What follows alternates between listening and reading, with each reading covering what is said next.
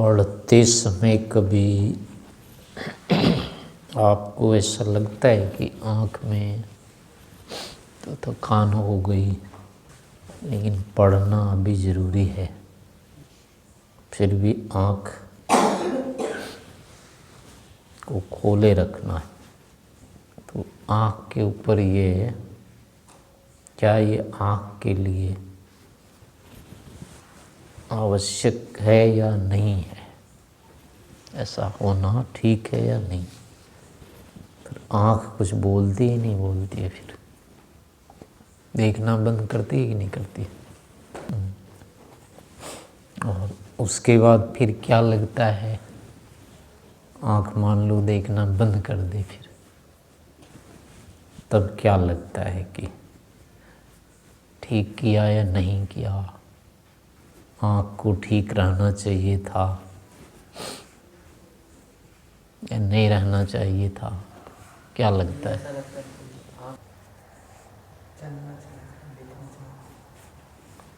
तो इससे क्या बात सिद्ध होती है? नहीं, ये जो होना कि आँख खराब हो गई, तो उस समय इसका अर्थ क्या हुआ कि मैं भी खराब हो गया या आँख खराब हो गई?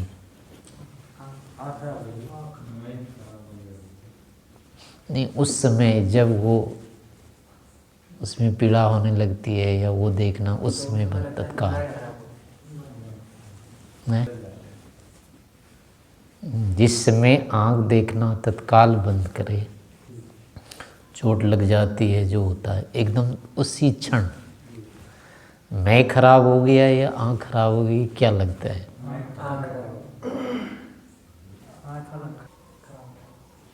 आपको क्या लगता है? लगता तो यही है कि आँख खराब हो गया, लेकिन उसका प्रभाव आत्मा पे नहीं पड़ता है। नहीं, पहले क्षण जो आता है उसमें क्या होता है? उसमें आँख खराब हुई ही होता है ना। मैं तो ठीक हूँ, अभी आँख खराब हो गई, लेकिन उसके बाद लगता है फिर मैं भी खराब हो गया। नहीं, ये खराब हो गई, वो तो ठीक ही हो रहा है अंदर, वो तो देख रहा है ना अंदर, उसके देखने में बंद नहीं हुआ अभी। नहीं, वो पहले क्षण यही होता है, आँख खराब हो गई है और मैं अंधा हो गया, ऐसा नहीं होता है। हाँ, बाद में होता है। अब मैं क्या करूँगा, ये जब होता है तब होता है अब तो मैं गया, लेकिन उसी समय नहीं होता है कि मैं जा रहा हूँ। जैसे बलात् पढ़ रहे होते हैं, देख रहे होते हैं कोई चीज़, तो उस समय ये होता है ना कि चलो थोड़ी मोड़ी खराब हुई तो चलेगा, अभी दबाव डाल देते हैं। नहीं, देखने में कठिनाई होने लगती है तो बंद कर देना चाहिए था समान रूप से, लेकिन फिर भी उस पर दबाव डालते हैं। तो अगर साक्षात स्वयं होते तो नहीं दबाव डाल सकते थे। साक्षात है इसलिए दबाव डालते हैं। नहीं, जब तक ठीक अपने को नहीं लगेगा नहीं दबाव डाल सकते। जैसे ही हम दबने लगते हैं भागते हैं, किसी से डरते कब हैं? जब दबने लगते हैं। थोड़ा तो सहन करते हैं ना वहाँ पर। हाँ, तब तक नहीं डरते हैं ना, मतलब हाँ, नहीं डरते नहीं हैं तब तक भागते नहीं हैं, खड़ा रहते हैं। जब लगता है अब तो गए, तब भागते हैं। तो ऐसे यहाँ पर भी दबाव डाल रहे हैं उसके ऊपर, जबकि खराब होना शुरू हो गया है, फिर भी दबाव डाल रहे हैं, चलेगा अभी। इसका मतलब अपने से अलग मानते हैं उसको। अभी मैं ही खराब होना शुरू हो गया, अभी नहीं लगता है, जब से लगेगा तब तो बंदी कर देंगे, फिर उसको अड़ेंगे नहीं। अब अपने लिए तो ऐसा भी दिखा रहे हैं कि अपने लिए तो हम थोड़ा सा सहन नहीं, इसमें तो हो ही गया, लग गया इसमें, यानी देखना थोड़ा सा भारी लगने लग गया, जो कुछ भी होने लग गया उसमें। इसके बाद भी कहते हैं रुको अभी, यानी दो स्थिति है यहाँ, एक वाली रोकने की है, यानी वो सुरक्षित है अभी, तब वो कह रहा है कि तुम रुको अभी, क्योंकि दोनों एक ही अगर होते तो देख ही गया था, तो बिगड़ना शुरू हो गया है मैं, तो वो रुक ही नहीं सकता था। इसमें वहाँ समस्या होती है अपने लिए तो थोड़ा नहीं, इसमें ऐसे लीजिए, जब हम खराब होने लग गए ऐसा जब लगेगा तब स्थिर नहीं रह सकते। तो अभी यहाँ एक तो है कि खराब होना तो हो ही गया है शुरू, तो उस नियम के अनुसार अब नहीं टिकना चाहिए था, क्योंकि जब अपने को लग जाता है कि अब हम होने लग गए खराब, तब नहीं टिकते हैं, कुछ सीमा तक टिक जाते हैं सभी। नहीं टिकते हैं। वही तो है ना, हेतु भेद के कारण टिकते हैं। नियम ये होगा, अनुभूति में जब आएगा कि मैं अब खराब होने लगा, तो स्थिरता नहीं रहती है, तब उसे बचना शुरू कर देते हैं। तो इसका मतलब हुआ कि अगर आँख तो होने लग गई है खराब, तो ऐसा अगर अपना स्वरूप मानते हो तो अब वहीं से हम मुड़ने लग जाते, एकदम तत्काल बंद कर देते। इसका भी उदाहरण कि केवल अपने ऊपर आ रही हो और हम तत्काल भागें। हाँ, कहीं भी देखो, जब दिख जाता है कि अब नहीं, रोक नहीं सकेंगे, यानी हम दबना शुरू हो गए, तो भागना शुरू करते हैं। चलिए, मृत्यु आने से पहले या कोई मारने से पहले डर तो पहले ही लगने लग जाता है, दबने तो लग जाते हैं, फिर भी प्रतीक्षा। डर लगने लगता है तब नहीं टिकते हैं फिर, तब से जब तक डर नहीं लगता है तभी तक टिकते हैं। थोड़ा डर लगता है, थोड़ा टिकते हैं ताकि कहीं से बचाव नहीं करना। नहीं, जितनी काल में डर नहीं लगेगा ना, उतनी काल टिकेंगे, डर लगेगा तो नहीं टिकेंगे। दोनों स्थितियाँ होगी, क्योंकि दो चीज़ें हैं ना वहाँ पर, एक होते तो नहीं होता ऐसा है। तो दो, पर कुछ डरते हैं और कुछ ये रहता है कि थोड़ा नहीं, वही कुछ कुछ जो हो रहा है ना, उसका आश्रय भेद है, एक में नहीं हो सकता था ऐसा, क्योंकि एक में तो सिद्धि हो गया ना कि ये तो खराब होने लग गया, और जब अपने को लग जाता है कि खराब हो रहा है तो नहीं टिकते हैं, तो हो ही जाता है। इसका मतलब जब नहीं लग रहा है कि अभी खराब हुए, तभी तक टिकते हैं। तो पहले क्षण में जो होता है अपने इन अंगों के साथ, थोड़ी खराबी होने पर अभी ध्यान नहीं देते, जब ज़्यादा होने लगता है, बाधित हो जाते हैं, तब अपने ध्यान वो उसमें चला जाता है ये, और वहाँ अब भेद भी नहीं देख पाते हैं पूरा, क्योंकि अगले क्षण से वो भेद नहीं मिलता है। फिर एक हो जाते हैं, एक होने के बाद अब डरना शुरू कर देते हैं, अब तो मैं ही गया, ऐसी स्थिति आ जाती है। नहीं, डरते हैं, फिर थोड़ा फिर भेद होने लग जाता है, दूसरे क्षण डरेंगे। हाँ, और फिर धीरे अब नहीं उसको करना चाहेंगे, अब उससे बचेंगे, उस क्रिया को नहीं करेंगे। अब जिससे खराबी शुरू हुई थी, अब उसको नहीं चलाएंगे, उसको बंद करेंगे। लेकिन लगेगा कि ठीक हो गया, फिर उसको चला देंगे। नहीं, अपने ठीक स्थिति में ही विरोध कार्यों को करते हैं, दबने ठीक नहीं हो तो नहीं करते हैं उसको। तो ऐसे ही अपने अंगों के साथ हम ऐसा करते रहते हैं। कभी आपने ऐसा भी देखा होगा कि कोई हलवा है, खिचड़ी है, चम्मच से अंदर डाल दिया और खूब गर्म होता है, तो क्या करते हैं फिर? बाहर फेंकते हैं, निकालते हैं, निकल जाते हैं, क्या करते हैं? या निकल जाते हैं?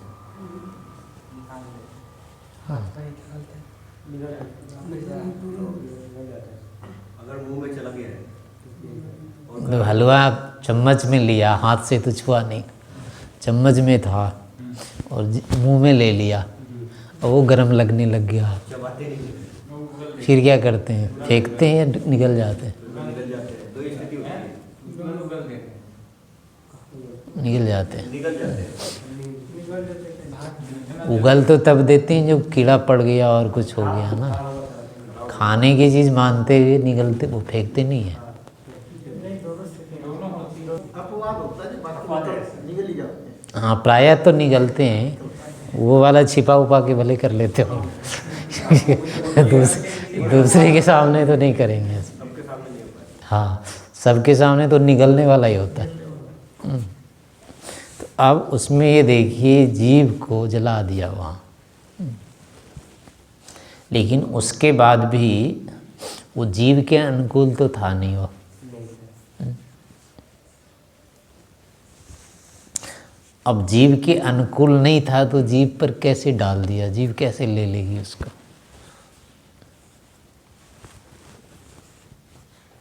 अगर जीव से अतिरिक्त कोई नहीं था निर्णय करने वाला तो ऐसा दुर्व्यवहार जीव अपने साथ कैसे करती। दबा रहे हैं शरीर को, इसका मतलब जीव है ना। अब वैसे कहेंगे हाथ ने डाला उसको, हाथ को नहीं पता था, तो ऐसे हाथ कैसे कर देगा, या जीभ कैसे ले लेगी उसको, लेकिन फिर भी वो क्रिया तो हो ही रही है। इसका मतलब जीव निमित्तक तो नहीं है वो क्रिया, या हाथ निमित्तक नहीं है वो क्रिया। साक्षात कोई अपने विरुद्ध कैसे करेगा। अगर उसी को पहले से पता होता गर्म है तो नहीं उठाता, उसको पता नहीं था और उसने डाल दिया है मुंह में। इसका मतलब है मुंह के साथ अपना अभी नहीं था स्वरूप। ज्ञान होता मुंह का भी ज्ञान रहता, और अपने विरुद्ध वो नहीं उठाना ये भी ज्ञान तो रहता ही, ये तो पहले था। फिर ऐसा नहीं कर सकते थे, लेकिन फिर भी कर देते हैं। इसका मतलब है दोनों में भेद है, आश्रय भेद है दोनों। जिसमें निर्णय लिया जा रहा है वो अलग आश्रय है, और जहाँ पर वो कर्म होगा वो आश्रय अलग है। दोनों एक ही होते तो इतना विरोधाभास नहीं होता। क्योंकि हाथ आदि से नहीं करते हैं, कभी कभी जल जाते हैं हाथ से, लेकिन वहाँ पता होता है कि ये नहीं यहाँ जलेगा, कुछ गलती से होता है। वो जानबूझ के आग तो पकड़ते नहीं हैं, तो फिर भी ये क्रियाएं हो रही है। तो वहाँ सीधी जैसे हाथ कभी जल जाता है तो वो बोलते हैं अच्छा पता नहीं था ये तो कि गर्म है, नहीं पता होता है तब भी जाता है वहाँ, जान होते हुए नहीं जाता ऐसा। ऐसे ही यहाँ पर भी जो विरुद्ध क्रियाएं हो रही है अपने शरीरों से होता रहता है, ये बहुत सारे काम होते रहते। होता है कि इसको दबा देंगे। हाँ, यानी जिसके अनुकूल नहीं है क्रिया वही क्रिया उससे होती है। तो इसका मतलब है कि वो नहीं है ज्ञाता, आश्रय क्रिया का आरंभ करता नहीं है। वो क्रिया का आरंभ किसी और से होता है, वो अपने विरुद्ध क्रिया कर ही नहीं सकता था, लेकिन क्रिया तो हो रही है विरुद्ध यहाँ। इसका मतलब है आश्रय भेद से ऐसा होता है, एक आश्रय से ये नहीं हो सकता था। वो देखने में, जानने के विषय में, इंद्रियों के विषय में ऐसा हो जाता है। वही इंद्रियां अपने विरुद्ध क्रिया करती रहती है जो उसके लिए हानिकारक है। इन सब साधनों से ऐसा कोई नहीं, वही हुआ ना, जब ज्ञान होता है कि जल जाते हैं इससे, आग से जैसे जलते हैं, आग को देख करके उसमें ज्ञान हो रहा होता है, उस समय प्रवृत्ति नहीं होती है बिल्कुल। अच्छा जी, फिर भी करते ही ना। जैसे मान लीजिए कि ये आग नहीं है, बीच में जानबूझकर कई बार पता चल गया जलाती है, फिर भी इतना कर लेते हैं, जलाते हैं। तो उसमें ये रखता है कि बचा लेंगे, जो भी है चलिए, पर गर्म ज्ञान होता है कि जलेगी नहीं हो जलेगी ये नहीं, यही तो भ्रांति रहती है वहाँ कि वो बचा लेंगे। जैसे बिजली का है, उसको छूते रहते हैं ना ऐसे जल्दी से, तार में है बिजली ये जानते हैं और खूब जोर से मारेगी, लेकिन वहाँ बचते हैं कि जल्दी से कर लेंगे इसको बच जाए। तो कुछ नहीं होगा, यानी हानि नहीं होगी इससे। वो ज्ञान में होता है तो उसके अनुकूल ही क्रिया होती है, 11,000 वोल्ट का उसमें नहीं करेंगे ऐसा। जहाँ सुरक्षा नहीं दिखती है वहाँ नहीं करेंगे, लेकिन जहाँ लगता है कि बचा लेंगे हम, और फिर भी लेकिन मारे जाते हैं। फिर भी कभी ऐसा होता है लगता है बच जाएंगे, जैसे गड्ढा वड्ढा पार करते हैं, कभी ऐसा लगता है कूद जाएंगे और गिर जाते हैं।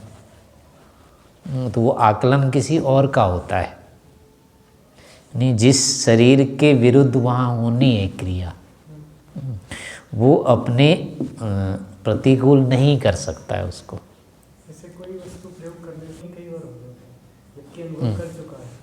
हाँ, यानी कि वो क्या होता है, शरीर के तो प्रतिकूल होता है और अपने अनुकूल होता है। मिर्च खाते हैं, जो खाते हैं वो खाने में अच्छी लगती है अनुकूल नहीं, और शरीर के अनुकूल नहीं होती है, उसको खाते रहते हैं।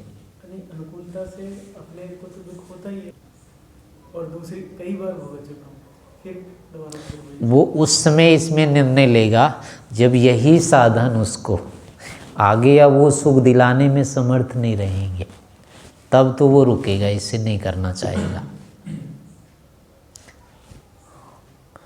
यानी हाथ पैर वैसे काम नहीं करेगा, मान लो ऐसे काम है, इसे करने से फिर ये आगे हाथ ना काम नहीं करेगा, उसको तो नहीं करेंगे। लेकिन जिसमें लगता है कि चल जाएगा थोड़ा मोड़ा, और जबकि प्रत्यक्ष विरुद्ध है इसके, फिर भी करते हैं। यानी यही होते हम तो अपने बिल्कुल साक्षात जो निश्चित होता है कि भाई विरोधी, तो नहीं करते, लेकिन फिर भी करते हैं। तो यही बनता है कि इससे अतिरिक्त होता है वो निर्णय वाला। पूर्ण नुकसान में तो नहीं करते हैं। हाँ, जिसमें पूरा पक्का होता है वो नहीं करते हैं, लेकिन जहाँ अवकाश दिखता है वहाँ करते हैं, जबकि हानि हो रही होती है, साक्षात होती है, फिर भी हम करते हैं। हाथ से, पैर से, जो भी है, आँख से, इंद्रियों से, जो भी शरीर से, हम कितने सारे ऐसे काम करते रहते हैं, दिन रात करते रहते हैं विरुद्ध। ये वाला तो आ जाता है, केवल अपने ऊपर वाला भी एकदम से नहीं। अपने वाले में, अज्ञान वाले में होगा, गलत निर्णय लेते रहते हैं। नहीं, जिस बारे में अभी ठीक से ज्ञान नहीं है उसको करना नहीं छोड़ेंगे, हम संकल्प लेते रहते हैं ये तो करेंगे। ज्ञान हो भी जाता है फिर भी इसका ज्ञान है, शुद्ध ज्ञान भी है, पर फिर भी नहीं, वो स्तर भेद होता है उसमें या तो उस दुख को भूल जाते हैं, इससे ये दुख हुआ है, उससे ज़्यादा रहता है कि इससे ये सुख हुआ है। वहाँ सुख के संस्कार अधिक रहते हैं, प्रबल, इसलिए वो दुख वाले को उस समय दबा लेता है। बाद में तो वो उभर जाता है, फिर ठीक नहीं किया इसको। लेकिन जिस समय आरंभ कर रहा है उस समय वो ज्ञान नहीं रहता है प्रभावी, सुख वाला, अनुकूल वाला प्रभावी होता है, इसलिए उस समय तो कर लेता है आरंभ। विरोधी होते हुए हाँ, बाद में परिणाम फिर आ जाता है, ये तो ठीक नहीं किया, अच्छा नहीं किया। किंचित विरोधी वहाँ सहन जैसे कर रहे हैं, हानि दिखती है तो वहाँ हम थोड़ा समझौता कर लेते हैं। हाँ, उसमें वही रहता है कि यानी जो भाग प्रबल रहता है उसके अनुसार संकल्प या निर्णय लेते हैं। सुख वाला भाग वहाँ प्रबल होने के कारण से थोड़ा मोड़ा दुख होगा तो कोई बात नहीं, वो भ्रांति ऐसा करके, जबकि वो दुख सहन नहीं होता है बाद में, पर उस समय वो इससे दबा रहता है, ऐसी निर्णय नहीं ले पाते हैं उसका। स्थिति जो अपने साथ है शरीर दुख की, तो ऐसी स्थिति शरीर वाले के साथ जो हम शरीर माने ऐसी घट रही है, अब कैसे करें? हाँ, तो इसमें ये होगा कि जैसे यहाँ वहाँ अभी यानी निर्णित नहीं है, यही होगा, यानी ये अच्छा वाला भाग अभी दूसरे निमित्त से वहाँ भी दबा रहा है उसको, निर्णय अभी भी करने में उसकी यही हो रही है, संस्कार वहाँ है उसके, उस कारण से उसको प्रधानता दे रहा है वो, वहाँ भी अकेले नहीं कर पा रहा है वो, वहाँ भी भेद की सहायता के कारण से है। तो लेकिन उसमें तो एक भाग अभी है ही नहीं वो, नहीं ऐसा तो ज्ञान तो रहता ही है कि हाँ भी नहीं, वही तो कहना ना, एक ज्ञान जो प्रबल वाला हो रहा है ना, वो प्रधान है। वो उसको नहीं होने दे रहा है, उस स्थिति में बराबर में आने नहीं दे रहा है।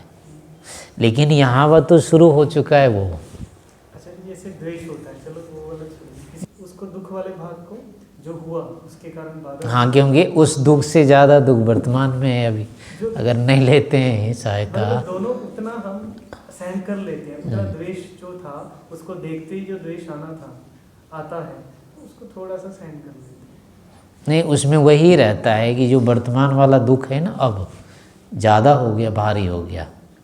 अगर ये लगता है कि इसके बिना तो चल सकता है तो छोड़ देते, नहीं लेते, फिर सहायता नहीं लेते हैं उसकी। लेकिन वर्तमान वाले दुख से अब दब रहे हैं, इसलिए बाद वाला जो दुख होगा उसकी उपेक्षा कर रहे हैं। मतलब दोनों ज्ञान वर्तमान रहते हैं, ये ज्ञान होता हुआ भी जो ज्ञान अभी अधिक अनिष्टकारी या जो भी न प्रभावी है, निर्णय उसके अनुसार ही होता है। तो उसी आधार पर यहाँ पे हम कह रहे हैं कि इसमें जो हानि हो शुरू हो गई है, इसमें तो प्रत्यक्ष दिख रहा है कि हानि हो ही रही है, तो होते हुए भी फिर भी उसको चलने देते हैं। यानी ये ज्ञान अगर यही स्वरूपता होता अपने साथ, तो चलते हुए को नहीं होने देते हम अनिष्ट को। हाँ वर्तमान वाले को हाँ, वर्तमान को नहीं चलने देते, लेकिन यहाँ फिर भी चलने देते हैं। थक जाते हैं तो भी कभी कभी चलना पड़ता है। शरीर से कोई सामर्थ्य नहीं होती है चलने की, लेकिन लगता है कि थोड़े दूर अब है, फिर भी चलते हैं। तो वहाँ अच्छा जी अगला रहता है कि उसका समाधान भी दिखता है कि आगे चलकर आराम कर लेंगे, चलो आज टूट रहा है या ये। हाँ वही नहीं, लेकिन जो जिससे चल रहे हैं ना, उसमें नहीं है सामर्थ्य अब, फिर भी उसको चलाते हैं। ठीक है। तो वो इसीलिए चला पा रहे हैं कि यानी वही वो होते तो मना कर देते नहीं चल सकता, लेकिन फिर भी चलाते हैं जो कि नहीं चल सकता। तो इसी से हुआ कि दूसरा चला रहा है। यदि चल नहीं सकता तो दूसरे हाँ चल ही नहीं सकता था फिर वो। अच्छा जी यदि चल नहीं सकता था तो दूसरे के चलाने से भी नहीं चलना था, वो चल सकता नहीं, दूसरे के चलाने से चल जाता है ना, ना चलने वाला। हो गई है, चल कितना भी चला लो नहीं होती। अब मुझे पता चल गया शरीर थक गया है ना, चलना नहीं है, अब दूसरे के कहने मात्र से चल जाएगा या संकल्प मात्र से, तो ऐसा नहीं होता। नहीं उसमें उतनी चलने का थोड़ी था- नहीं, ऐसा भी होता है ना, थोड़ी सामर्थ्य और भी दूसरी के मन के कारण से या अन्य कारण से भी शरीर में आ जाती है, हाँ जी। इतना वो काम कर जाता है। लेकिन सामान्य रूप से देखा जाए तो अति थकने के बाद, जैसे टायर वायर होती है ना, घिसते रहते हैं फिर भी चलाते रहते हैं उसको, वो घिस तो ही रहा ही है फिर भी चला देते हैं। वैसे सामान्य रूप से नहीं चलाते हैं, घिसने पर नहीं चलाने का होता है, फिर भी उसको चला देते हैं। तो इसीलिए चला रहे हैं ना कि वो अलग है उससे, इसकी साक्षात हानि नहीं हो, अपने पैर घिसने लगे तो थोड़े चलाते हैं उसको, तब नहीं चला सकते। लेकिन टायर घिस जाते, घिसने तो कोई बात नहीं, हाँ उसको चला देते हैं। नया लगाना नहीं सोचते हैं पहले, हाँ बाद में लगा देंगे, इसको घिसने दो कोई बात नहीं है। अपने से सीधा नहीं जोड़ते हैं तभी अन्याय करते हैं, यानी अत्याचार तभी करते हैं जब अपने से थोड़ा सा अलग हो। साक्षात अपने ऊपर अन्याय नहीं कर सकते।